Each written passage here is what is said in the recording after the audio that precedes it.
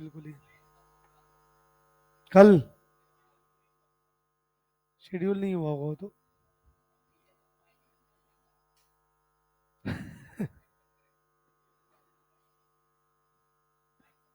चलो, last class में heat capacity वगैरह पढ़ा था क्या? सबसे पहले हीट कैपेसिटी हेडिंग निकालो।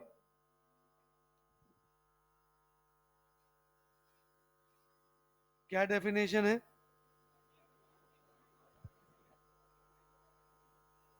Amount of heat required to raise the temperature of any substance by 1 degree Celsius और 1 केल्विन। क्या फॉर्मूला था? सी बराबर, बेटा फॉर्मूला भी एलएचएस पढ़ा करो। आरएचएस याद रह गई, पता ही नहीं है किसका फॉर्मूला है। सी बराबर amount of heat required upon change in temperature. आज जब कोई नहीं आई तो ये मैडम आई। ठीक है, आज खाली आई है तो इधर ही बैठ जाए इसके साथ। इतना भयंकर पसीना, भागती भागती आ रही है हॉस्टल थी। तो बाकी दिन पक्का श्योर। सी बराबर amount of heat required upon change in temperature. वो कहाँ गया जीरो अपना निकेत? एयर -1 +2 -1 होगी यार। कहते ना जितनी कम रैंक उतनी अच्छी रैंक। चलो, तो सी बराबर क्यू बाय डेल्टा टी आ गया। तो क्यू बराबर सी डेल्टा टी बन गया। दूसरा फिर टाइप्स पढ़े थे इसके। पहला type formula,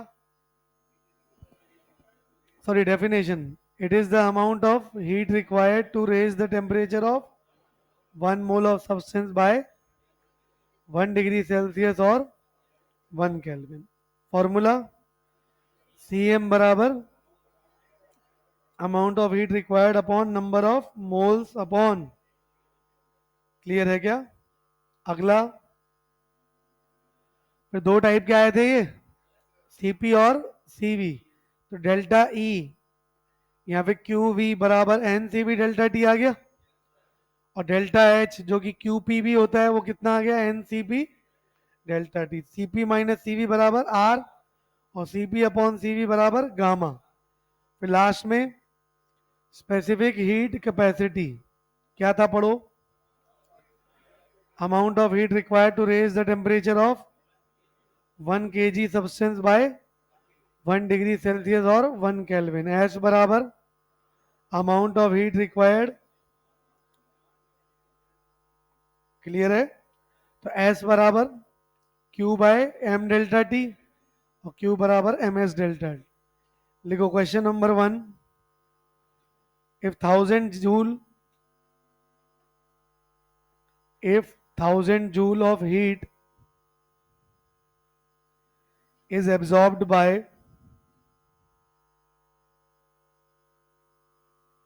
if 1000 joule of heat is absorbed by 54 gram of water such that its temperature increases from, such that its temperature increases from 20 degree Celsius, 20 degree Celsius to 40 degree Celsius. Full stop. Find the following. First part, heat capacity. Second part, molar heat capacity. Third part, specific heat capacity.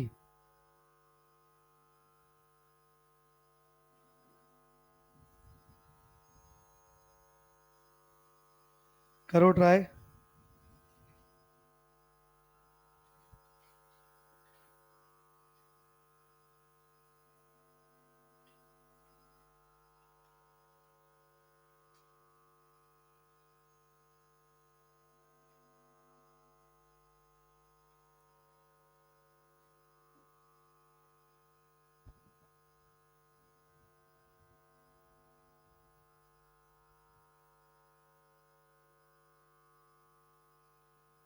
क्या हो गया? Easy है question, try करो।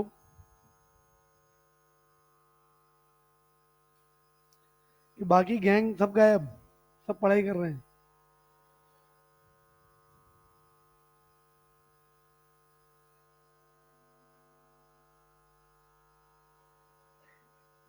Test ऐसा है ही नहीं कि तैयारी करके हो जाए तुमसे।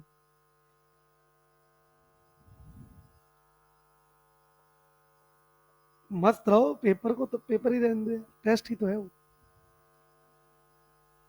डरना है ही नहीं ना, यही तो टेस्ट पर बराबर लगातार टेस्ट कराए इसलिए जाते हैं ताकि डर खत्म हो जाए।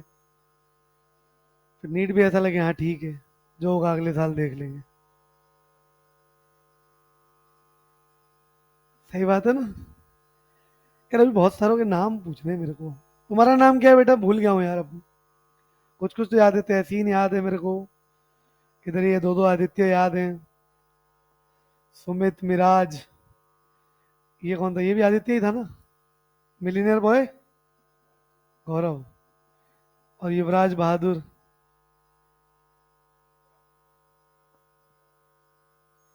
इजारुल। दीन बंधु। दीन बंधु हमारा बैचमेट था कॉलेज का, डीवी। उसको डीवी बोलते थे हम लोग। तेरे को भी डीवी बोलते हैं क्या? आप बोलेंगे है ना। हाँ लाला, नाम बताओ। मोइन चौधरी। पड़ोसी। दोनों में से कौन सा नाम तुम्हारा है? हाँ पीछे। फरीद। तहसीन तो याद है। अंकित। अदीब।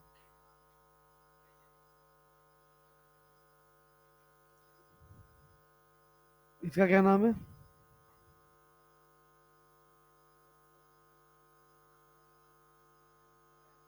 शहनशाह बोलो ना भाई, शहनशाह के बाद। अच्छा राज भी है। प्रियांशु। दाढ़ी। क्या कह रहा है? योगेंद्र। इधर तो याद ही थी। तुम्हारा नाम क्या बेटा? बाकी तो गायब है सब। हो गया सॉल्व। हीट कैपेसिटी क्या होता है?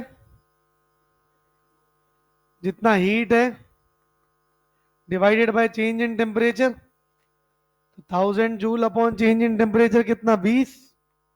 अरे बोलो। तो वैल्यू 50। यूनिट क्या आएगी? जूल पर डिग्री सेल्सियस या फिर जूल पर केल्विन भी लिख सकते हो। कारण चेंज हमेशा क्या आएगा? सेम आएगा। फिर अगला कौन? सीएम। सीएम क्या होता है? Q by molar. Number of moles कितने? 3 है क्या? इंटू 20। तो ये 50/3 आ गया जूल पर केल्विन। और लास्ट में एस। एस क्या होता है? मोल पुट करने की मास। तो 54 × 20। ये आ गया 50/। मास केजी में है। मास केजी में रखना है, यूं बोलो ना। तो ये 1000 का स्क्वायर हो गया क्या? क्यों? ये ग्राम है ना। ग्राम को डिवाइड बाय 1000 करोगे तो केजी में आएगा। वो 1000 ऊपर चला गया। तो 50/54 × 1000 कितना आया ये? बोलो। 25,000/27। अभी तो फ्रैक्शन में ही चलने दो बोले। यूनिट क्या आएगी? जूल पर किलोग्राम पर केल्विन। चमका क्या? लिखो अगला क्वेश्चन।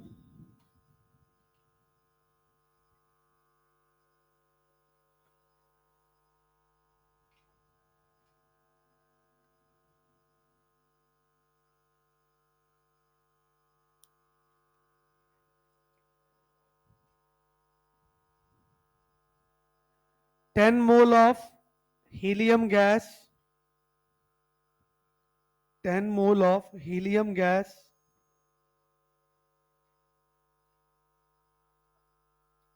is heated from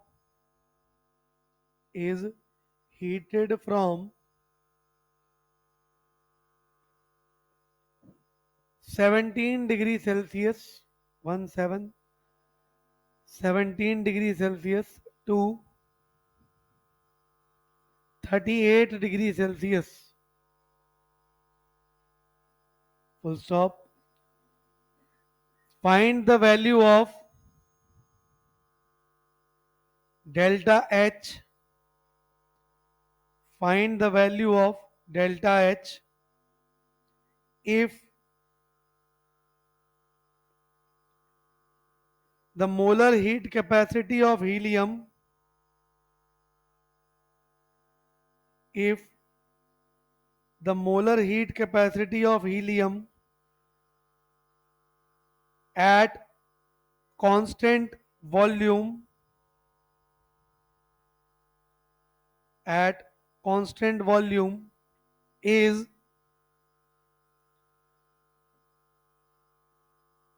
2.5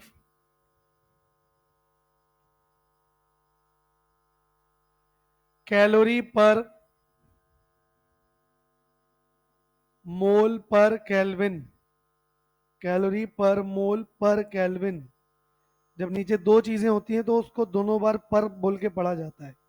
जैसे ये क्या पढ़ोगे, जूल पर केजी पर केल्विन, ऐसे कैलोरी पर मोल पर केल्विन मतलब मोल और केल्विन डिनोमिनेटर में। Full stop. सॉल्व करो।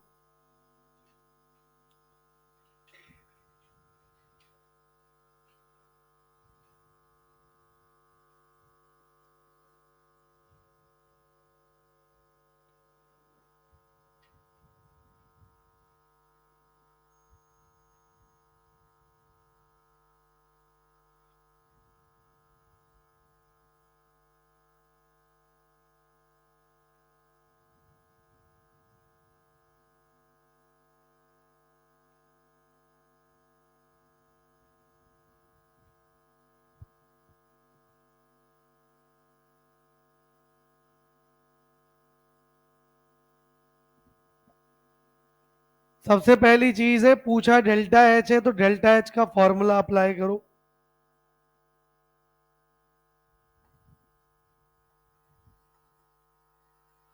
डेल्टा एच का formula N C P delta T, लेकिन हमें वैल्यू दिया है सीवी का 2.5 कैलोरी पर मोल पर केल्विन। चाहिए क्या, सीपी, लेकिन दिया है सीवी। दोनों में रिलेशन है। क्या रिलेशन है? CP minus CV is equal to R. हाँ इजारुल समझ गया। आर का वैल्यू बस ध्यान रखना है, यूनिट के अकॉर्डिंग रखो। सीवी उधर चला गया 2.5 प्लस आर का वैल्यू क्या पुट करोगे 2, तो सीपी कितना आ गया 4.5 कैलोरी पर मोल पर kelvin.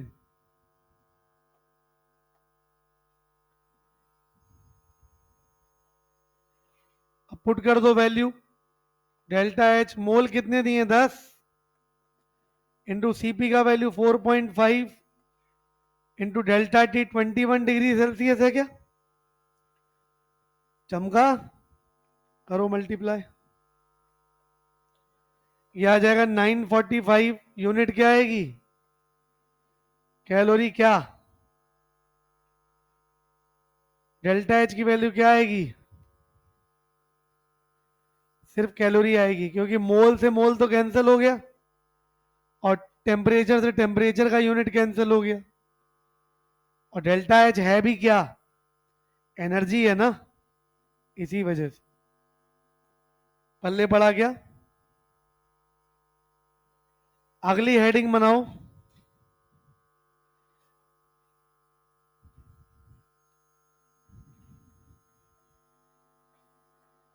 methods by which thermodynamic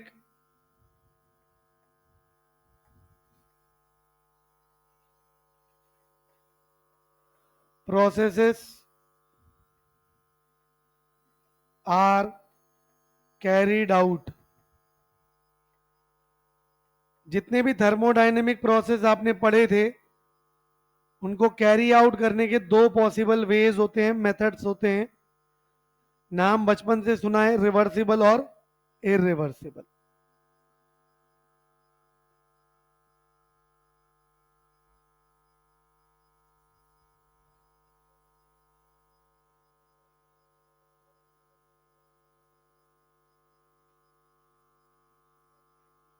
अभी अपन डायटोमिक पे नहीं चलेंगे। हीलियम डायटोमिक कहाँ होती, पहली बात तो हीलियम तो मोनोएटॉमिक होती है।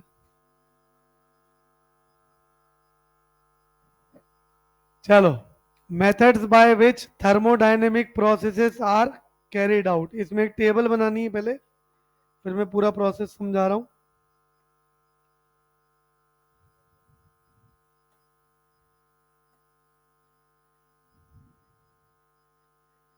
डायटोमिक मोनोएटॉमिक में कंफ्यूज मत होना। अगर कंफ्यूजन हो रहा है तो हीलियम वर्ड काट दो क्वेश्चन में से, बस गैस है। इसमें एक तरफ तो रिवर्सिबल,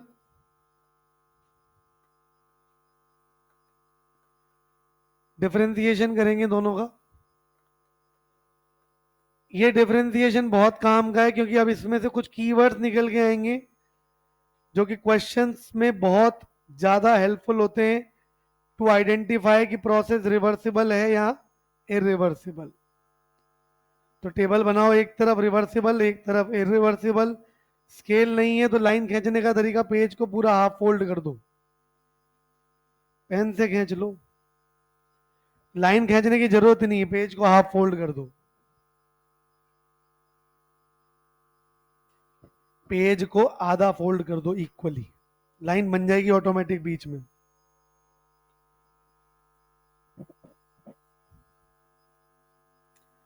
बीच बीच में ज्ञान देने मत लगा कर। मेरा तो ड्यूटी है इतने सालों से यही कि हाँ भाई हर बच्चे को समझाना। कि आधे बच्चे तो क्या होता है, ड्यूरिंग ये टेबल फॉर्मेशन स्केल मांग रहे होते हैं। भाड़ में क्या, रिवर्सिबल क्या होता है इरिवर्सिबल क्या होता है, पहले लाइन इंपॉर्टेंट है। लाइन सीधी नहीं खींची तो दिक्कत हो जाएगी, है ना। ऐसा है क्या। फिर उसको फिर ऊपर से एक कलर रिवर्सिबल का दूसरा कलर इरिवर्सिबल का लिखो। पहला पॉइंट, पहले सारे पॉइंट रिवर्सिबल के लिख रहे हैं। First point, the process which can be reversed, the process which can be reversed at each step, at each step by making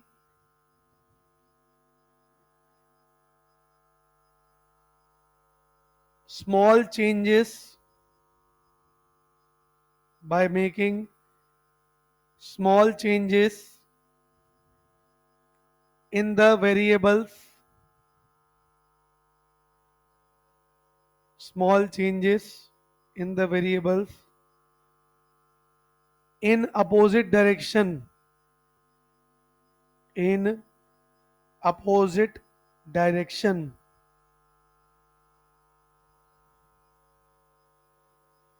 Second point,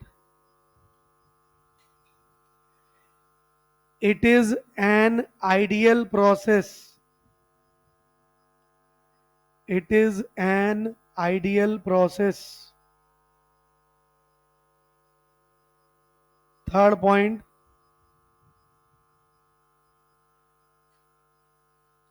it is a multi-step. It is a multi-step or infinite step process. It is a multi-step or infinite step process. Next point, it is a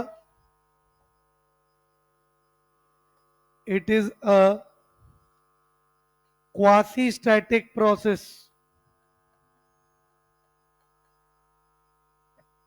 quasi static process bracket में लिख दो very slow.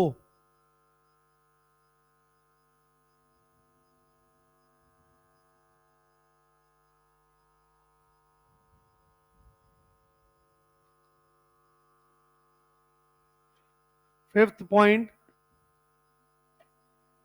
Driving force. Driving force is infinitesimally infinitesimally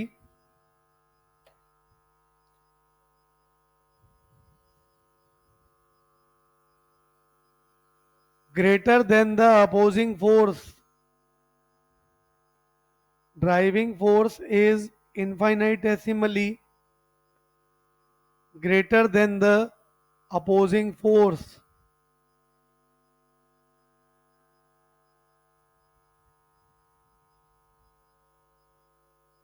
अगला point,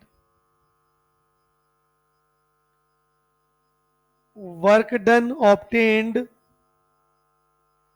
work done obtained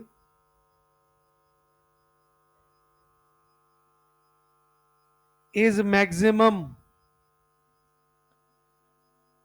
is maximum. Next point, system is in equilibrium. System is in equilibrium with the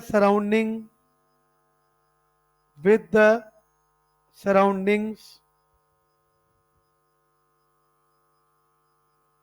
at each step. At each step. अगला point, external pressure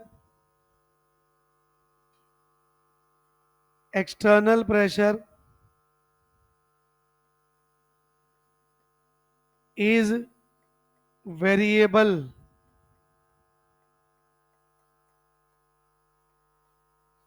और last point ये लिख लो, P external is equal to P internal plus minus dP.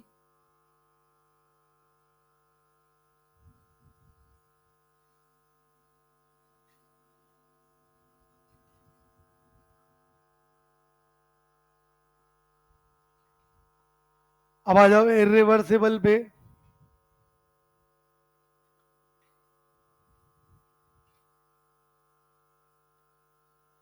पहला point बनाओ, the process which can't be reversed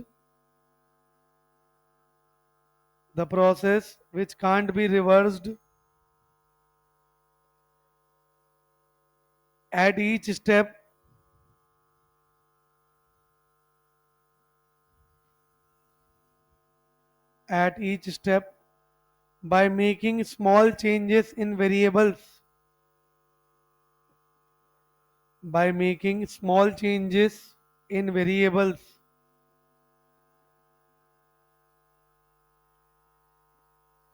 second point क्या था, इधर लिखो, it is a real process. It is a real process. अगला point इसमें लिखो, it is a single step process. It is a single step process.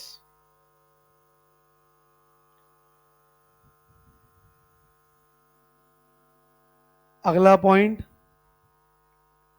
Quasi static मतलब very slow process, उसमें लिखो, it is a very fast process और sudden process. It is a very fast और sudden process.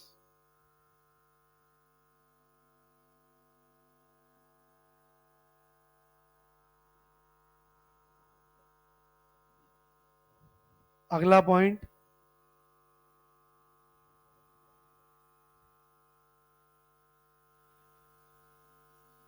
Driving force is much larger, driving force is much larger than the opposing force.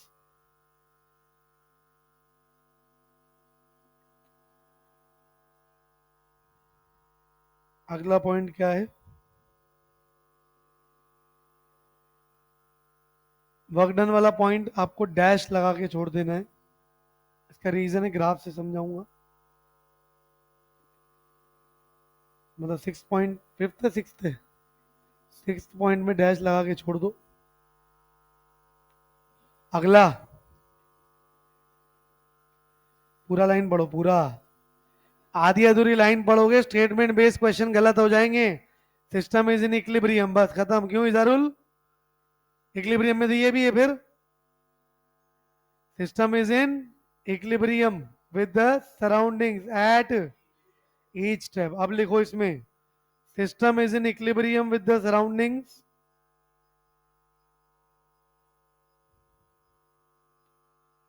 system is in equilibrium with the surroundings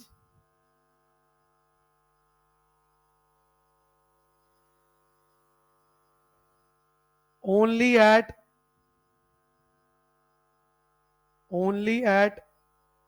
initial state and final state, only at initial state and final state। अगला point, external pressure क्या बोला है? Variable. इसमें लिखो constant, external pressure is constant.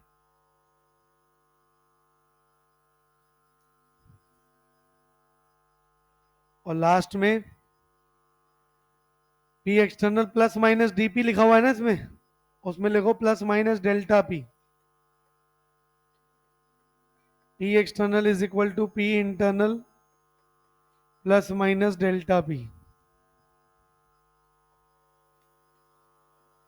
Copy बंद कर दो। दोनों प्रोसेस दो एग्जांपल से समझा रहा हूं, बहुत इजीली क्लिक करेगा।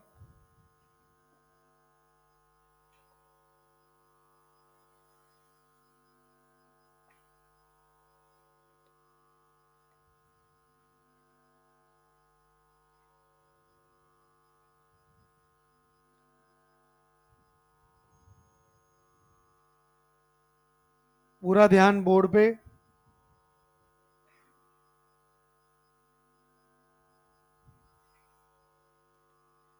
ये सिर्फ एग्जांपल समझाने के लिए है, प्रैक्टिकली कुछ चीजों में ये एग्जांपल इनकरेक्ट है, बट प्रोसेस समझ में आ जाएगा पूरा।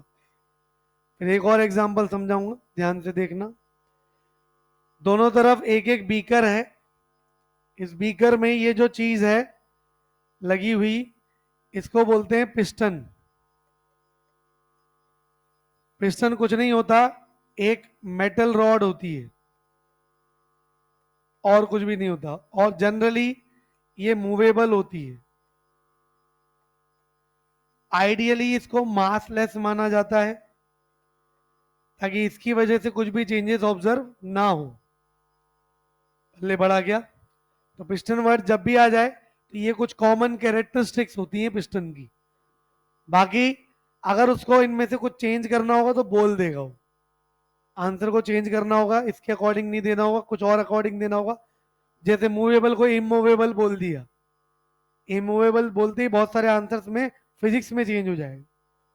मासलेस ना बोल के मास बोल दिया तो फिर mg फोर्स लगेगा इसका भी। समझ में आ गई बात? तो आता है ये। अब ये पिस्टन एक्चुअल में दोनों बीकर में इनिशियल पोजीशन इसकी ये थी, इनिशियल पोजीशन ये थी, मतलब ये ऊपर से कहां शिफ्ट हुआ? नीचे। जवाब देते जाना, थियोरेटिकल पार्ट है, एक्टिव रहोगे साथ में तो समझ में बहुत इजीली आएगा। ये इसका इनिशियल पोजीशन था, दोनों में सेम। वेसल जो है वो भी आइडेंटिकल है, पिस्टन भी आइडेंटिकल है, अंदर सिस्टम भी सेम है। पल्ले बढ़ा गया। पिस्टन ऊपर से कहां लाया गया? नीचे। एक बात बताओ, किसी चीज को ऊपर से नीचे प्रेस करना है तो ऊपर से प्रेशर बढ़ाया गया होगा, कंप्रेशन किया गया होगा। कंप्रेशन किया तभी तो पहले ये वॉल्यूम था, अब इतना रह गया। वॉल्यूम कम होना इज कॉल्ड कंप्रेशन। ऊपर से नीचे अगर सेम पोजीशन पे आया है तो ऑब्वियस ही बात है प्रेशर भी सेम लगाया गया है। पल्ले पड़ा गया। अब ये प्रेशर जो लगाया गया, ये लगाया गया in the form of mass. Let us suppose कोई 50 ग्राम मास था जिसने ये प्रेशर एक्सर्ट किया है, मान लेते हैं। बस अंतर ये है कि एक तरफ 50 ग्राम रखा गया, एक पत्थर के रूप में, सिंगल पत्थर के रूप में। ये एक पत्थर रख दिया गया 50 ग्राम का। इमेजिन हो पा रहा है ना, पत्थर रखते ही ये पिस्टन नीचे शिफ्ट हुआ होगा, हाँ या नहीं? एक तरफ 50 ग्राम पत्थर ना रख के रख दी गई सैंड, रेत। मास उसका भी 50 ग्राम ही है, पर अब वो सैंड है तो उसके पार्टिकल्स हैं बहुत सारे। यहां पे पार्टिकल्स पूरे पूरे नहीं बना के दिखाए जा सकते कि पार्टिकल साइज बहुत छोटी है, तो जस्ट इमेजिन कि ये सैंड पार्टिकल्स हैं। Is it clear? जाग रहे हो क्या? अच्छा, इस 50 ग्राम की वजह से ये पिस्टन यहीं जाके फिर क्यों रुक गया? क्योंकि जैसे ही तुमने कंप्रेशन किया अंदर से भी तो प्रेशर बढ़ने लग गया ना। प्रेशर बढ़ने लगा तो एक टाइम पे ऊपर का प्रेशर जो बढ़ा हुआ था नीचे वाले बढ़े हुए प्रेशर के इक्वल हो गया, इक्विलिब्रियम आ गया, हाँ या नहीं? अच्छा, पहले रुका हुआ था, यहां पर भी क्या आया हुआ था? इक्विलिब्रियम। मतलब चाहे रिवर्सिबल प्रोसेस हो चाहे इरिवर्सिबल प्रोसेस हो, इनिशियल और फाइनल पॉइंट पे तो इक्विलिब्रियम होता है। पल्ले पड़ा गया। अब आता है सर इसको रिवर्सिबल इसको इरिवर्सिबल क्यों बोल रहे हैं? सिंपल पॉइंट है, बहुत इजी समझने वाला। मैं मान लेता हूं इक्विलिब्रियम तब आया जब ऊपर का प्रेशर 10 एटीएम था और नीचे का भी प्रेशर 10 एटीएम था। एक बात बताओ, क्या इस 10 एटीएम में सिर्फ और सिर्फ सैंड का प्रेशर है, पत्थर का प्रेशर है, या फिर एटमॉस्फेयर का भी है? थोड़ा बहुत एटमॉस्फेयर का भी होगा ना। तो मतलब क्या मैं बोल सकता हूं दिस 10 एटीएम इज 1 + 9। 1 किसका? एटमॉस्फेयर का। 9 किसकी वजह से? 50 ग्राम की वजह से। अब वो सैंड भी हो सकती है, पत्थर भी हो सकता है। किसकी वजह से? 50 ग्राम की वजह से। पल्ले पड़ा गया। अच्छा, अब मैंने क्या किया, सडनली एक पार्टिकल यहां से उठा के बाहर निकाल दिया। निकाल दिया। अच्छा, ये पार्टिकल तो मैंने फिर भी बहुत बड़ा बनाया है। एक्चुअल में सैंड पार्टिकल तो बहुत छोटे से होते। यस और नो? कहां से उठाया, ऊपर से या नीचे से? ऊपर मतलब एक्सटर्नल, अंदर मतलब इंटरनल। क्या मैं इतना सा बोल सकता हूं कि अब जो ऊपर से 10 एटीएम लग रहा था वो थोड़ा सा कम हो गया, क्योंकि ऊपर से ही लग रहा था ना 10 एटीएम तो, और ऊपर का मास हल्का सा कम कर दिया तुमने। यस और नो? क्या इस दौरान ऊपर का प्रेशर कम हो गया? बोलो, इसी को उल्टा बोलो। क्या इस दौरान इंटरनल प्रेशर थोड़ा सा बढ़ गया? अरे बोलो। अच्छा, एक बात बताओ, अगर नीचे से लगने वाला प्रेशर बढ़ जाए या फिर ऊपर से लगने वाला प्रेशर कम हो जाए, मतलब ये पिस्टन थोड़ा सा ऊपर मूव किया हो, पर क्या इतना ज्यादा मास चेंज हुआ है कि मूवमेंट ऑब्जर्व होगा? बहुत माइन्यूट सा, बहुत स्लो मोशन होगा कि नहीं? होगा तो जरूर, पर क्या वो ऑब्जर्वेबल होगा? पल्ले पड़ा क्या? अच्छा, एक बात बताओ, वापस अगर वही सैंड पार्टिकल लाके रख दूं तो जो पहले प्रेशर कम हुआ था ऊपर से वापस आ गया, हाँ या नहीं? जब आपने ये सैंड पार्टिकल हटाया सडनली क्या हुआ, ये अंदर का प्रेशर थोड़ा सा हैवी हो गया। उसकी वजह से इसने पिस्टन को हल्का सा धक्का मारा, धक्का पड़ा है पर ऑब्जर्वेबल नहीं है। ये जो फोर्स जिसकी वजह से प्रोसेस हो रहा है, क्या बोला मैंने, जो फोर्स जो प्रेशर जिसकी वजह से प्रोसेस हो रहा है इसको बोलते हैं ड्राइविंग फोर्स। एक्सपेंशन में ड्राइविंग फोर्स होता है इंटरनल प्रेशर, सिस्टम का प्रेशर। अंदर बैठे हो, दीवारें फैलानी है, अंदर से धक्का मारना पड़ेगा ना, हाँ या नहीं। लेकिन कंप्रेशन में ड्राइविंग फोर्स कौन, एक्सटर्नल प्रेशर, क्योंकि फिर धक्का मारना ऊपर से पड़ेगा। पल्ले पड़ा क्या, अंदर का सिस्टम थोड़ी मैं इसको खींचूंगा शक्तिमान बन के। पल्ले पड़ा क्या। मुद्दे की बात क्यों समझा रहा हूं, ताकि ये कंफ्यूजन निकल जाए कि ड्राइविंग फोर्स क्या है। ड्राइविंग फोर्स हमेशा सेम नहीं होता, अपोजिंग फोर्स हमेशा सेम नहीं होता। एक्सपेंशन में ड्राइविंग फोर्स मतलब सिस्टम का फोर्स, और कंप्रेशन में ड्राइविंग फोर्स मतलब एक्सटर्नल फोर्स। चमका कि नहीं। क्या मैं इतना सा बोल सकता हूं, जैसे ही तुमने सैंड का एक पार्टिकल हटाया, नींद आ रही है ना दोनों को, भयंकर, ये सर बोल रही है, वो तो मान चुकी है। क्या है, नॉर्मली मेरे बैचेस में ये होता है, मैं क्या इधर देख के बात करता हूँ पूरी एज अ होल, आगे वाले खुश हो जाते हैं हमारी तरफ नहीं देखे, बेटा नजर है पूरी, वहां पे भी कोई बैठा हो तो भी दिख रहा है वो, अगर बोला मैंने इसलिए, ये देखने भी लग गया गधेड़ा। मुद्दे की बात, क्या मैं इतना सा बोल सकता हूं, जैसे ही एक सैंड पार्टिकल हटेगा, युवराज शिफ्ट हो जा फटाफट, पढ़ाने दे मेरे को, नहीं तो खुसर फुसर चलती रहेगी तुम्हारी। मुद्दे की बात, क्या सैंड पार्टिकल के हटते ही ड्राइविंग फोर्स थोड़ा सा बढ़ गया। जो थोड़ा सा बहुत माइन्यूट सा वैल्यू डिफरेंस होता है ना, उसी को बोलते हैं क्या, इनफाइनाइटेसिमली ग्रेटर। इनफाइनाइटेसिमल मतलब एक टुकड़े के भी इनफाइनाइट टुकड़े कर दो, इतना ग्रेटर, तो वैसे ही इनफाइनाइट टुकड़े कर दी तो बहुत छोटा सा हुआ ना, ग्रेटर क्यों, थोड़ा सा ज्यादा। इनफाइनाइटेसिमली मतलब थोड़ा सा, ग्रेटर मतलब ज्यादा। तो क्या मैं बोल सकता हूं driving force is infinitesimally greater than the opposing force, हाँ या नहीं। मुद्दे की बात, जैसे ही तुमने एक सैंड पार्टिकल हटाया था, ये 9.9999999 कुछ हो गया, अगला हटाओगे तो और कम हो जाएगा, अगला हटाओगे तो और कम, अगला हटाओगे तो, क्या हर स्टेप पे एक्सटर्नल प्रेशर वेरिएबल है। तो सबसे मुद्दे की बात अगली, रिवर्सिबल प्रोसेस में एक्सटर्नल प्रेशर इज वेरिएबल।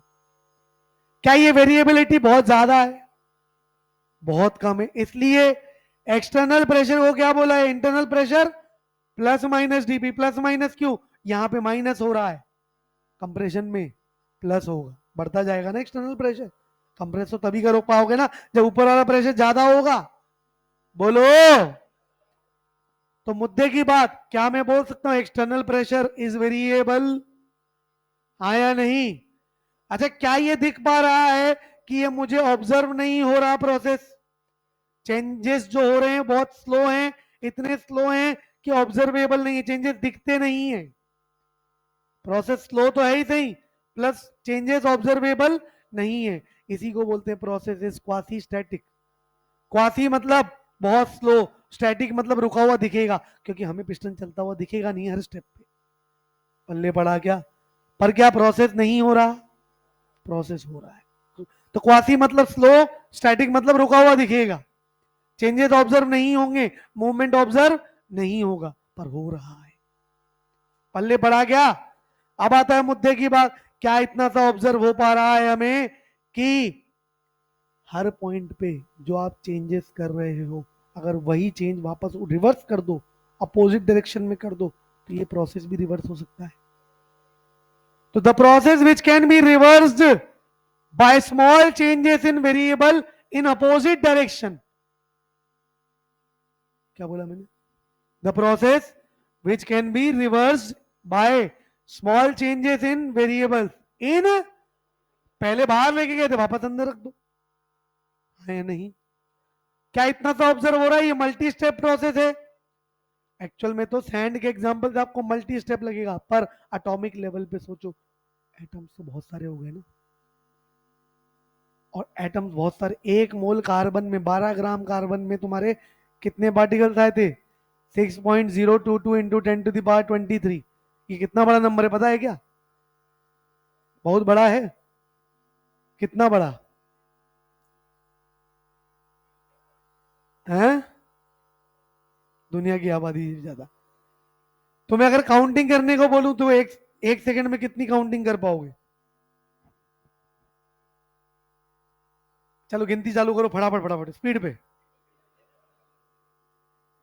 मैं अगर बोलूं मैक्स टू मैक्स 5 तक खींच पाओगे अगर स्पीड पे भी होंगे तो। 10 मान लो।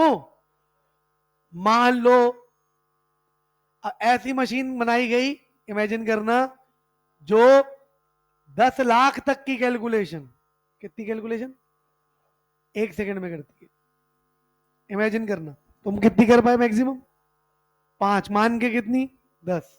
मशीन की काउंटिंग स्पीड, अरे बोलो कितनी?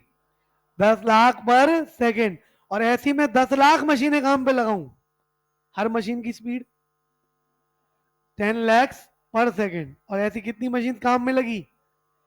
10 लाख। तो एवोगैड्रो नंबर को काउंट करने में लगभग 10,000 साल लगते हैं। इतना बड़ा नंबर है 12 ग्राम कार्बन में एटम्स का, मैथमेटिकली काउंट करने। वो एवोगैड्रो क्या लगता है, वो काउंट करने बैठा था क्या एटम्स को? उम्र 10,000 साल। एक इंसान की मैक्सिमम उम्र 100 भी मान लेगा ना, तो 100 पुश्तें निकल जाएंगी। मुद्दे की बात, ये इतना बड़ा नंबर है। और ये मैं क्यों समझा रहा हूं, अब इमेजिन करो, अगर मैं यहाँ पे 12 ग्राम कार्बन भी ले लूं और एक एक एटम को उठा के शिफ्ट करना चालू करूं, ये तो समझ में आ गया ना, एटम का मास बहुत कम होता है। क्योंकि जब 12 ग्राम कार्बन में इतने सारे एटम्स हैं, तो एक एटम तो कितने ही मास लेके बैठा होगा। इससे ये भी समझ में आ गया कि एएमयू यूनिट डिफाइन क्यों करनी पड़ी। भैया अलग ही यूनिट बनानी पड़ेगी ना उसके मास की। तो ये नंबर इतना बड़ा था इसलिए 1 मोल बनाना पड़ा। पहले ऐसा ही यूनिट 6 ही हुआ करती थी। 40 50 60 सालों तक ऐसा यूनिट 6 ही चली थी। फिर लगभग 1930s के आसपास, 40s के आसपास 1 मोल को इंट्रोड्यूस किया गया था। कि उस टाइम तक एवोगैड्रो बहुत सारे ब्रेक थ्रू अचीव कर चुका था मोल के मामले में। एवोगैड्रो को ऐसे ही थोड़ी केमिस्ट्री के पापा बोले जाता है। एवोगैड्रो बहुत सारी चीजें एक्सप्लेन करके गया था। एटम की काउंटिंग ही नहीं मिलती तो अमाउंट कभी जीवन में कैलकुलेट नहीं कर सकते थे। समझ में आई बात? मुद्दे की बात, ये तो फील हो गया ना कि यहाँ पे पार्टिकल इतने हैं नहीं जितने दिख रहे, इनफाइनाइट के लगभग। वो नंबर तो इनफाइनाइट ही हो गया ना अपने लिए। और अगर इमेजिन नहीं हो रहा तो और बता देता हूं, एवोगैड्रो नंबर Na जो होता है ना, उसका मैथमेटिकल सिग्निफिकेंस क्या है? 10 करोड़। नाम सुना है? सुना है ना? 10 करोड़ रुपए तुम्हारे पास आ जाए तो अपने आप को मालामाल समझोगे कि नहीं समझोगे? अब Na कितना है? 10 करोड़ का भी 10 करोड़ टाइम्स टाइम्स, और उसका भी 10 करोड़ टाइम्स, क्या आसपास। समझ में आई बात? अपन तो कोई बोल दे 1 करोड़ है, तो ये तो इतना बड़ा नंबर है। और इमेजिन करो तुम्हारे हाथ में पेन पेंसिल वगैरह है, लिखने के इंस्ट्रूमेंट्स हैं। आज तक इस दुनिया में एनए लिखने के इंस्ट्रूमेंट नहीं बने। उसमें मैंने ये पेन भी ले लिया, तुम्हारा pen pencil marker sketch pen सब ले लिए। आज तक बोल रहा हूं, जब से इन्वेंट हुए थे ना लिखने की चीजें, आज तक एनए चीजें बनी नहीं है। और इमेजिन करो, बेंचेस देखते हो ना, पृथ्वी जानते हो? बोलो। पृथ्वी पे अगर ये बेंचेस लगाने लग जाओगे ना, तो भी पृथ्वी पूरी भर जाएगी लेकिन एनए नहीं आएगा। इतना बड़ा नंबर है एनए। समझ में आई बात? अब मुद्दे की बात, लगभग इनफाइनाइट मान ले। हाँ, इधर से एक एक आइटम उठाने बैठे तो स्टेप्स कितनी लगेंगी इसको पूरा उठाने में? इनफाइनाइट। तो इसलिए ये वाला प्रोसेस जो है रिवर्सिबल प्रोसेस, इसको इनफाइनाइट स्टेप प्रोसेस भी बोलते हैं। इनफाइनाइट स्टेप क्यों? क्योंकि लगभग इनफाइनाइट ही होता है, पर कभी कभी इसको थोड़ा सा प्रैक्टिकल डायरेक्शन में ले जाके इसको मल्टी स्टेप प्रोसेस भी बोल देते, क्योंकि इनफाइनाइट भी तो मल्टी में ही काउंट होगा। पल्ले पड़ा गया तो दोबारा वन बाय वन ध्यान से सुनना। The process which can be reversed at each point by reversing the change. दूसरा, ये आइडियल प्रोसेस, रियलिटी में करवा पाओगे क्या इसको? आइडियल, हाँ यहां पहुंचना है। तीसरा पॉइंट इनफाइनाइट स्टेप प्रोसेस। चौथा point quasi static process. Clear है क्या? External process, external pressure is variable.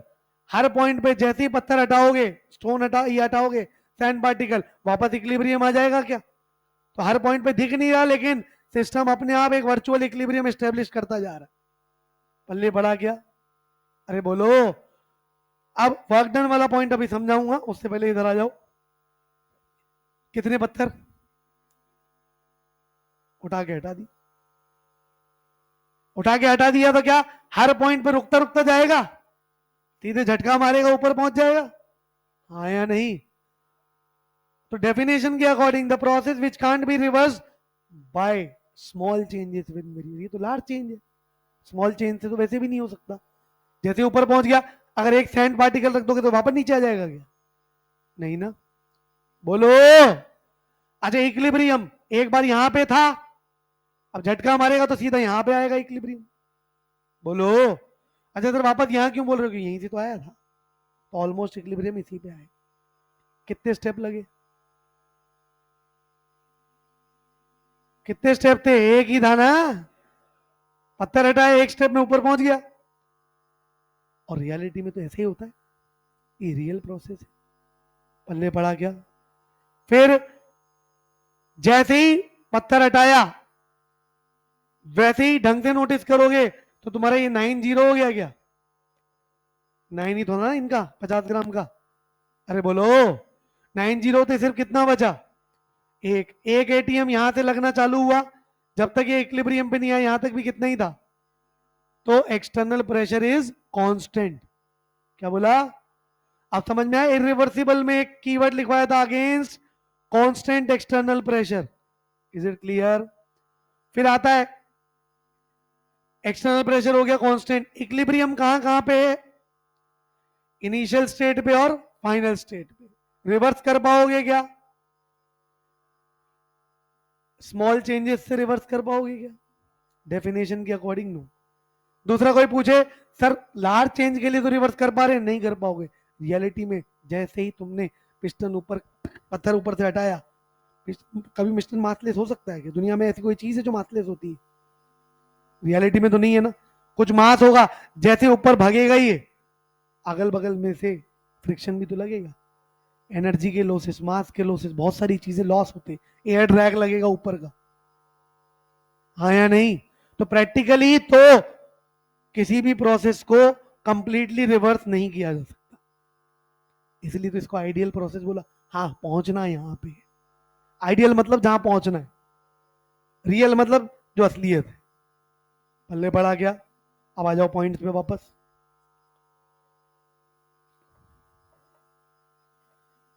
पढ़ो पहला पॉइंट।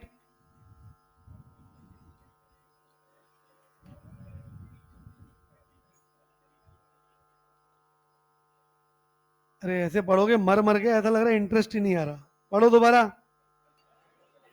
इसका हर पॉइंट काम का है, ध्यान रखना, अभी कीवर्ड अंडरलाइन कराऊंगा। The process which can be reversed. Clear है क्या? आगे अगला, अगला,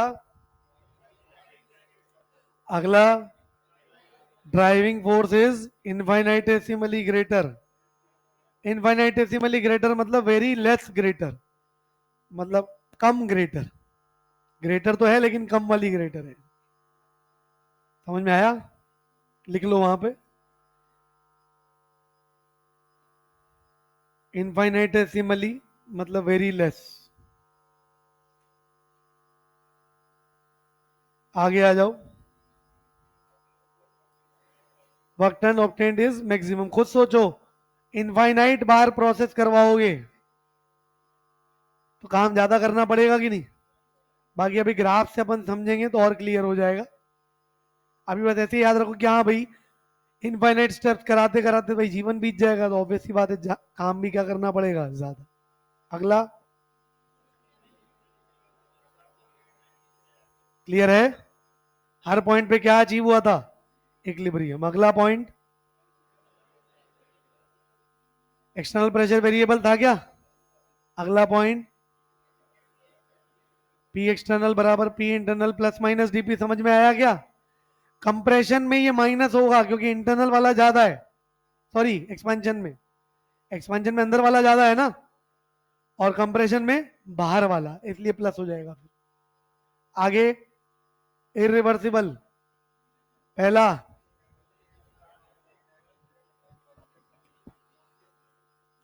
स्मॉल चेंजेस इन वेरिएबल से क्या वापस रिवर्स कर पाओगे। अगला पॉइंट, अगला अगला it is a very fast और सडन प्रोसेस। ये सब कीवर्ड्स हैं, ध्यान रखना क्वेश्चन में कीवर्ड आएगा। Find the work done such that the process is sudden, तो वहां से याद रखना पड़ेगा क्या है, irreversible. The process is quasi static, find the work done, reversible. Quasi static बोल दिया ना, क्वासी स्टैटिक किसका कीवर्ड है, रिवर्सिबल। अगला, driving force is much larger than the opposing force. सही बात भी है ना, जैसे वो स्टोन हटाया अंदर का प्रेशर सडनली बहुत ज्यादा हो गया। पहले वहां 10 था और 10 था, एक रह गया ऊपर, नीचे कितना रहा अभी भी 10, झटका पड़ेगा एकदम से। अगला point, only at initial state and final state. अगला, एक्सटर्नल प्रेशर इज कांस्टेंट, पल्ले बढ़ा क्या। अगला पॉइंट, तो मेरे हिसाब से सारे पॉइंट जम गए क्या। अब इसमें से कीवर्ड्स क्या क्या है। फर्स्ट पॉइंट देखो, रिवर्सिबल इरिवर्सिबल का, नहीं, can be reversed can not be reversed, ये है कीवर्ड। कीवर्ड का मतलब होता है डिफरेंशिएशन, क्या चीज इनको सेपरेट कर रही है। अंडरलाइन करते जाओ पेंसिल से या अलग कलर से। सेकंड पॉइंट, आइडियल और रियल प्रोसेस। अगला, हाँ, मल्टी स्टेप और इनफाइनाइट स्टेप, उधर सिंगल स्टेप। ये कीवर्ड्स हैं प्रोसेस पहचानने के। अगला पॉइंट, क्वासी स्टैटिक या फिर वेरी स्लो, उधर क्या मिलेगा, वेरी फास्ट और सडन। अगला, हाँ, ये जनरली देता नहीं है लेकिन अब पता है ना, एक में ड्राइविंग फोर्स बहुत कम ज्यादा होगा, एक में बहुत ज्यादा होगा। अगला, हाँ, ये काम का है, मैक्सिमम वर्क डन वाला प्रोसेस रिवर्सिबल। अगला, हाँ, ये ज्यादा काम का नहीं है वैसे। अगला पॉइंट, हाँ, ये बहुत काम का है, variable external pressure, constant external pressure. Clear है क्या। ये सब कीवर्ड्स हैं इसके। अब रिवर्सिबल इरिवर्सिबल देने के बहुत सारे तरीके हैं, जरूरी नहीं है वर्ड लिख के देगा। तो अब ये पढ़ क्यों रहे हैं, क्योंकि हमको अब पढ़ना है। हेडिंग डालो, वर्क डन इन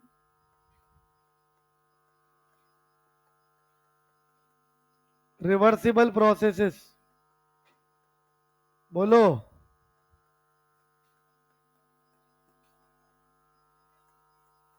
खुद बताओ।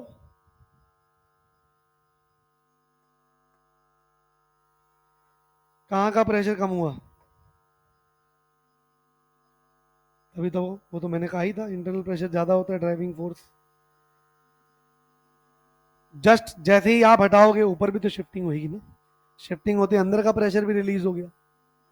जब आपने हटाया तब तो अंदर वाला ज्यादा रह गया, उसकी वजह से धक्का पड़ा ना, वो धक्का दिखा नहीं, इसलिए क्वासी स्टैटिक। कम हो गया तभी तो इक्विलिब्रियम आएगा। 9.9999 था, वो 10 था, झटका पड़ा, वो 9.9999।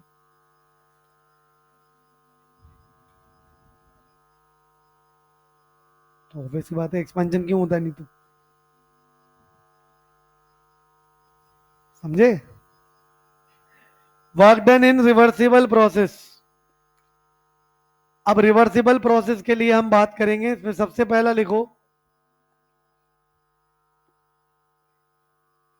इन reversible isothermal process,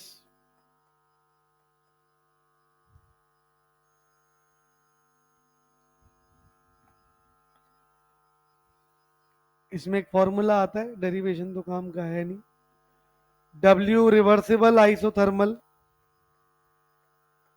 is equal to minus 2.303 nRT log of V2 by V1।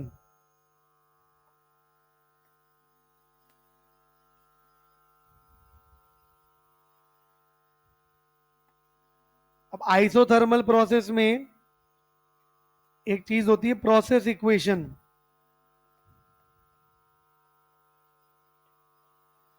Process equation for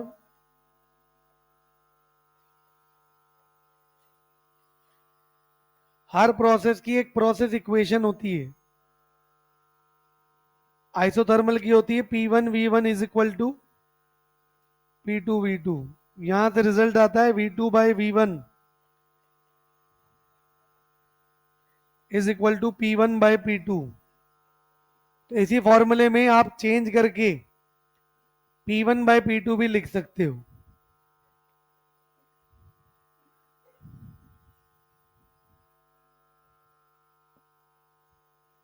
तो W reversible isothermal is equal to minus 2.303 nRT log of P1 by P2 भी आता है। तो जब जब वॉल्यूम गिवन हो तो first formula लगाएंगे, प्रेशर गिवन हो तो सेकेंड फॉर्मूला लगाएंगे।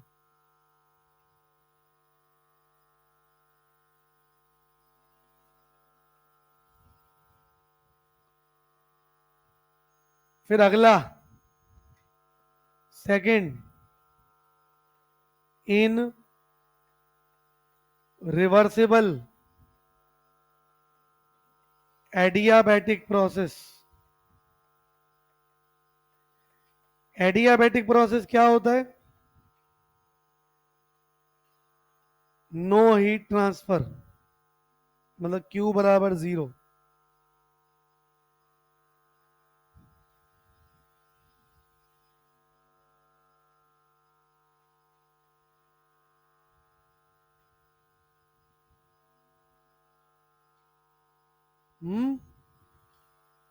इनसे क्वेश्चन, पुराना जो ज्ञान है ना वो हटा दो, वो ज्ञान गलत भरा हुआ था इसलिए अपन यहां बैठे हैं अभी। कम आते हैं ज्यादा। मैं तुम्हें रियलिटी बताऊं, कोई भी एग्जाम प्रेडिक्टेबल नहीं है। कब किससे क्वेश्चन आ जाए, 2-3 बार एग्जाम्पल दे चुका हूं मैं। मैंने खुद ने जब आईआईटी दिया था ना, उसके 1 साल पहले EMI चैप्टर लगभग 60 नंबर का आया था। मैंने जब आईआईटी दिया था मॉडर्न फिजिक्स आया था 54 नंबर का। 2022 में नीट में आयनिक से एक भी सवाल नहीं आया था। लिक्विड सॉल्यूशन से एक भी सवाल नहीं आया था। रेडॉक्स से 2 सवाल आए थे। रियल गैस चैप्टर जो एक दिन में पढ़ाया जाता है उससे 2 सवाल थे। और जो जो चैप्टर 15-15 दिन चलते हैं उनसे एक भी नहीं था। अभी इसी साल ऑब्जर्व कर लो, मोल से 2 सवाल थे, एटॉमिक से 2 सवाल थे, और एटॉमिक से टोटल 3 सवाल थे, एक फिजिक्स में भी था। समझे ना बात? हम वेटेज कहाँ देके बैठे थे? केमिकल काइनेटिक्स को, इलेक्ट्रोकेमिस्ट्री को, आयनिक को, थर्मो को।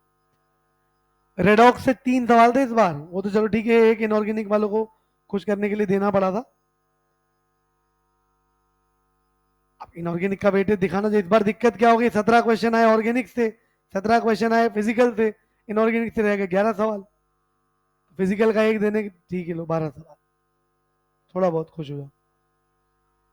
तो किसी भी चैप्टर को हल्के मत लेना, क्लियर बात बता रहा हूँ, चाहे वो फिजिक्स हो, चाहे वो केमिस्ट्री हो, चाहे बायो हो। जो चैप्टर छोटा है दैट डज नॉट मीन कि उससे क्वेश्चन नहीं आएगा या कम क्वेश्चन आएंगे। एग्जामिनर अनप्रेडिक्टेबल है यार, तभी तो इसको कॉम्पिटिटिव एग्जाम बोलते हैं। अगर ये प्रेडिक्टिव, नहीं तो बोर्ड का एग्जाम नहीं बोल देंगे हर चैप्टर का वेटेज फिक्स है। समझ में आई बात? चैप्टर को किसी को भी हल्के मत लेना, चाहे वो मोल कॉन्सेप्ट ही क्यों ना हो, चाहे वो लास्ट में वो प्रैक्टिकल केमिस्ट्री पढ़ोगे वही क्यों ना हो, भले एक दिन में ही पढ़ोगे उसको। समझ में आई बात?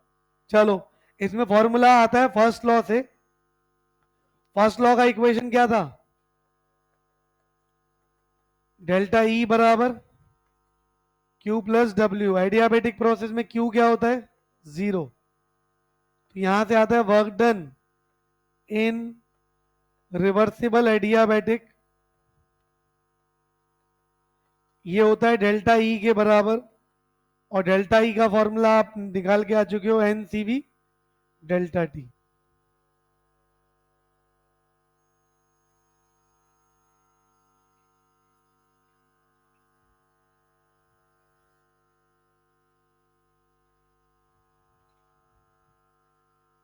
ये तो मेन फॉर्मूला है।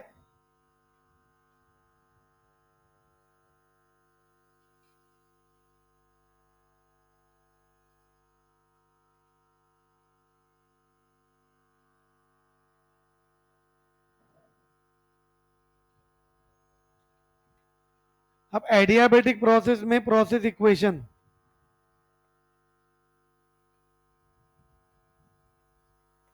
प्रोसेस इक्वेशन होती है इसकी पी वी की power gamma is equal to constant. इसका यूजेस फिजिक्स में आएंगे, हमारे लिए ज्यादा काम का नहीं है।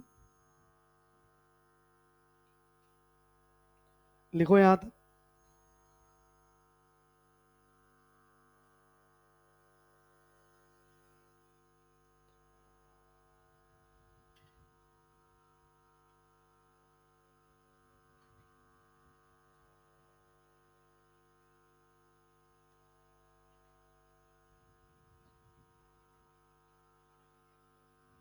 अच्छा, एक रिलेशन पढ़ा था CP minus CV is equal to R, हाँ या नहीं? और CP by CV equal to gamma. तो कई बार सीपी के फॉर्म में भी दे देगा, तो अपन को कंफ्यूज नहीं होना है, हमको पहले सीवी निकालना है। Is it clear? एक है ideal gas equation. Ideal gas equation क्या कहती है? General equation. Ideal gas equation कहती है पीवी बराबर एन आर टी। अब यहां पे मुझे एन और डेल्टा टी तो दिख रहा है कि नहीं? बोलो। तो मैं इसको कुछ ऐसे लिख रहा हूं, एन टी बराबर पीवी अपॉन आर। चलेगा क्या? डेल्टा कर दिया दोनों तरफ, तो एन डेल्टा टी बराबर delta PV upon R. Yes और नो? तो कभी कभी इसको एन डेल्टा टी को क्या लिखेगा? Delta PV upon R. But बहुत रेयर चांसेस होते हैं, पॉसिबिलिटी कम होती है, बट पता होना चाहिए। पता क्यों होना चाहिए? कई बार बस ऑप्शन में दे देगा कि क्या ये form work done in reversible adiabatic process को रिप्रेजेंट कर रही है, तो अपन को बोल देना कि हाँ कर रही है। बाकी न्यूमेरिकल में तो यही फॉर्मूला काम आएगा, नथिंग एल्स।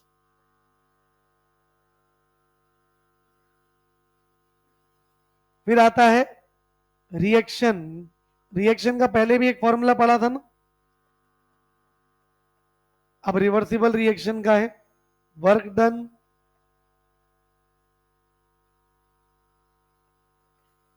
इन रिवर्सिबल रिएक्शन। वहां इरिवर्सिबल का था, फॉर्मूला वही है, इसमें चेंज नहीं है।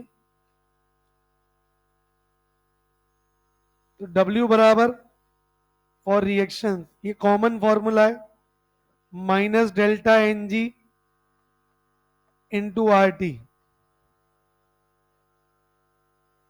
ये कॉमन है फॉर्मूला।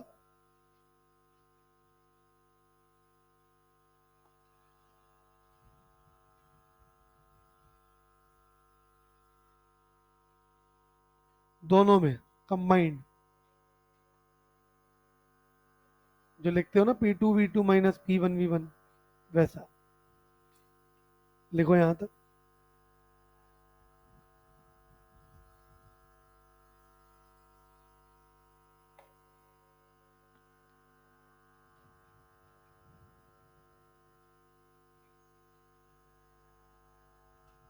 लिखो question number 1।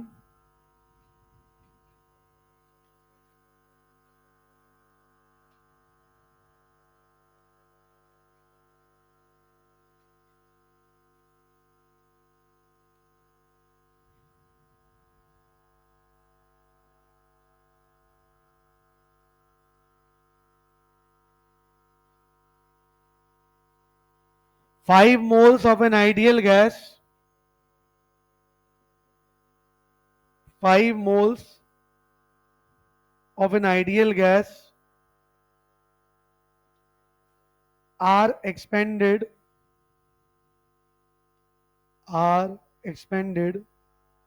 from 2 liters to 10 liters isothermally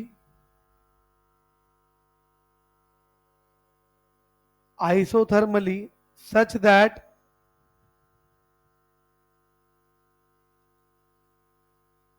work done obtained is maximum.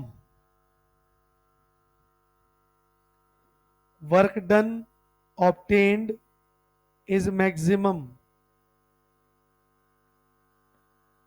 Full stop. Find the value of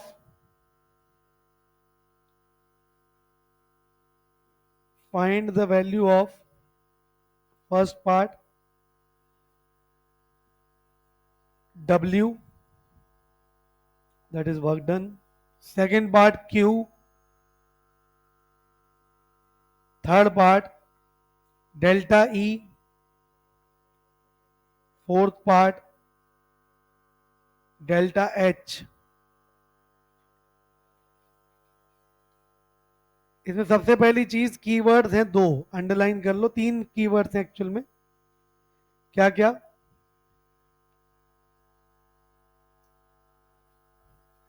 हाँ, अंडरलाइन करो। Ideal gas, isothermally, work done maximum. इसे क्या पता चला? सबसे पहली चीज रिवर्सिबल है क्या? बोलो, रिवर्सिबल है। आइसोथर्मल है क्या? है। आइडियल गैस है क्या? जब आइसोथर्मल और आइडियल गैस साथ में आ जाए ना, तो डेल्टा ई का वैल्यू तो 0, साथ में डेल्टा एच का वैल्यू भी 0। कारण NCV delta T, NCP delta T. Isothermal delta T का वैल्यू कितना? 0। तो डेल्टा ई भी क्या हो गया? 0। डेल्टा एच भी क्या हो गया? 0। अब आता है float. First law of thermodynamics क्या कहता है? डेल्टा ई बराबर, बोलो, Q plus W। Delta E 0 है तो क्या मैं बोल सकता हूं Q बराबर माइनस W? तो मतलब हमें सिर्फ W निकालना है, बाकी सब अपने आप निकल जाएगा। लेकिन ध्यान रखना कीवर्ड्स, ये दोनों 0 तब होंगे जब 2 कीवर्ड्स होंगे साथ में। कौन कौन से? आइसोथर्मल और आइडियल गैस। नोट कर लो, आगे सॉल्व करो। W टेम्परेचर गिवन नहीं है, लिख लो वहां पे नीचे टेम्परेचर 27 डिग्री सेल्सियस। और यूनिट निकालना है कैलोरी में, किलो कैलोरी में, सॉरी।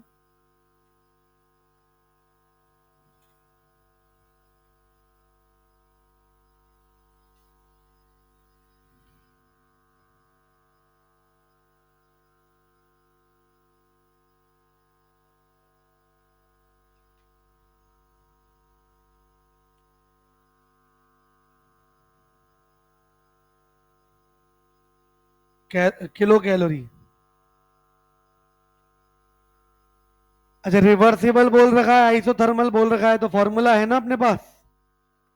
क्या फॉर्मूला है? -2.303 NRT log ऑफ V2/V1। करो ट्राई।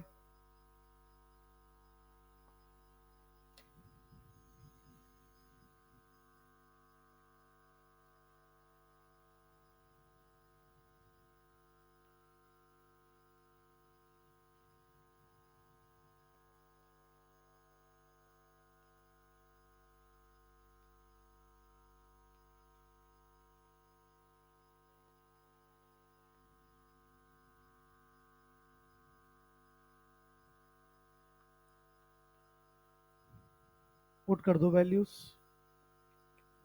-2.303, एन का वैल्यू 5, आर का वैल्यू कैलोरी में रखना है 2, temperature 300, log of V2/V1। V1 दो है कि एक है? ये कैलोरी में आया है तो डिवाइड बाय 1000 भी करना पड़ेगा। सब कुछ कट रहा है, देखो 3 जीरो कट गए, 2 जीरो और 5 इंटू 2 10, बचा कितना? 3 और 2.3 कितना? 2.303 इंटू 3 करना आता है, और ये log 5 मतलब 0.70। अच्छा, एक्सपेंशन हो रहा है तो वर्क डन आना भी माइनस में ही चाहिए ना, तो आखिरी में ये वेरिफिकेशन करना है। कितना? -4.83 किलो कैलोरी।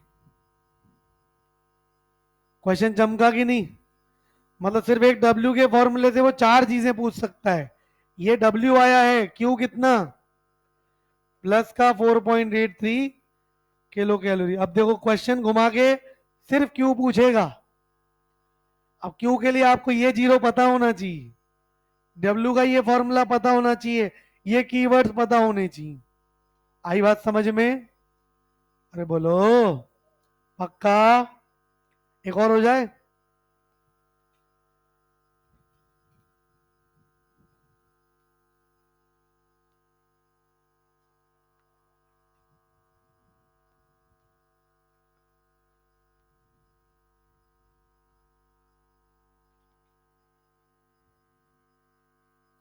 अगला question, calculate the value of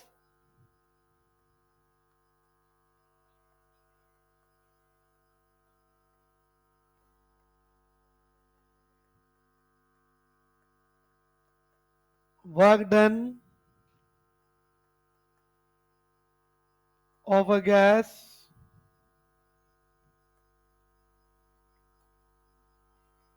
when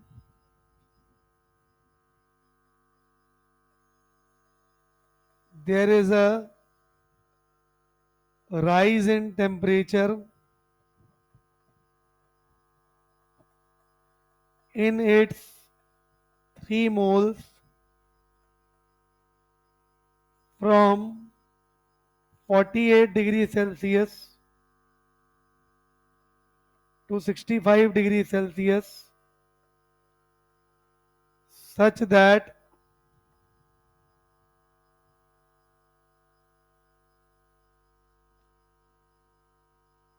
sorry, not such that 65 degrees Celsius reversibly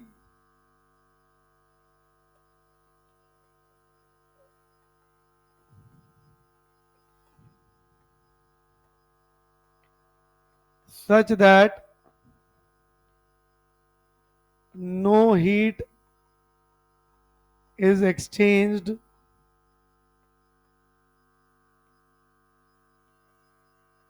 with the surroundings.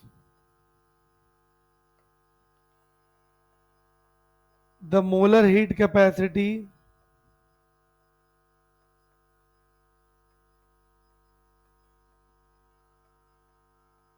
of this gas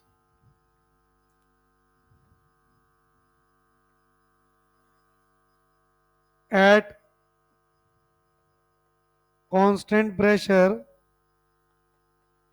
is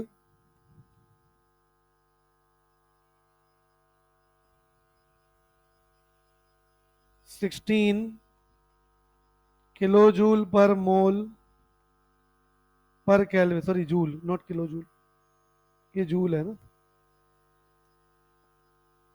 करो ट्राई।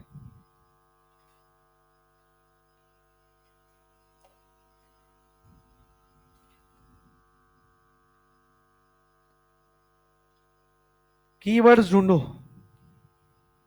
अच्छा थर्मो का कुछ होमवर्क दिया है अभी तक? क्या क्या दिया है? किसी का लिखा हुआ है देखो लास्ट क्लास में, दिया तो है मुझे जहां तक याद है। ELP 1 2 3 4, ये तो ELP में मॉड्यूल में थे। एक्सरसाइज 1 में 1 to 16 दिया है।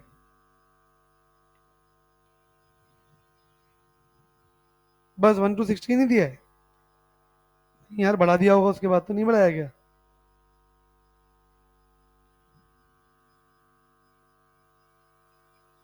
चलो एक्सरसाइज 1 में तो 1 से लेकर 37 तक पूरे कर लेना।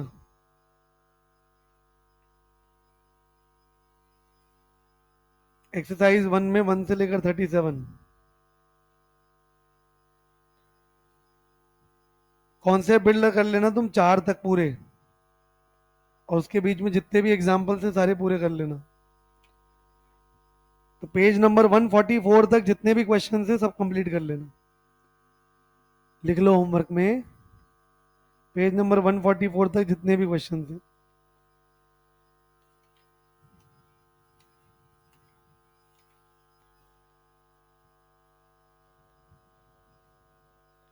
एक्सरसाइज 2 में क्वेश्चन नंबर 1,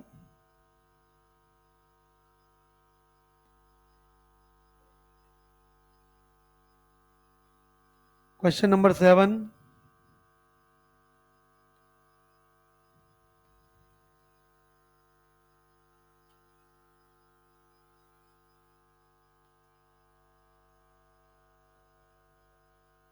फिफ्टीन,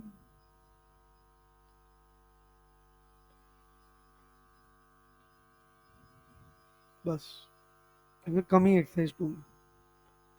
हाँ कीवर्ड्स मिले कि नहीं मिले?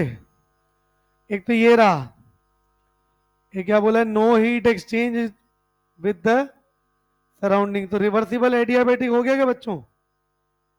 रिवर्सिबल एडियाबैटिक में किसका वैल्यू पूछ रहा है? वर्क डन का। क्या फॉर्मूला है? NCV delta T, value put करो। मैंने दोनों प्रोसेस का एक एक क्वेश्चन इसलिए करवाया है क्योंकि क्वेश्चन मिलेंगे मॉड्यूल में। बताओ मोल कितने हैं? 3। CP है ये, है ना, CV नहीं है। ये वैल्यू किसका है? CP का 16 है। CP minus CV is equal to R। R का वैल्यू 25/3, 8.314। 25/3 से इजीली सॉल्व हो जाएगा।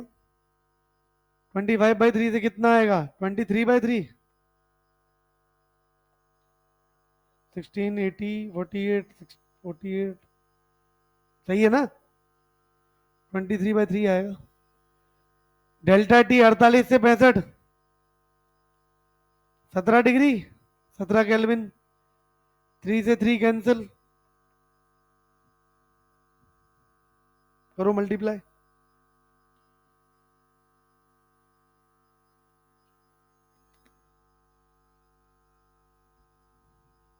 391, वो तो एग्जैक्ट वैल्यू बता रहा होगा तू।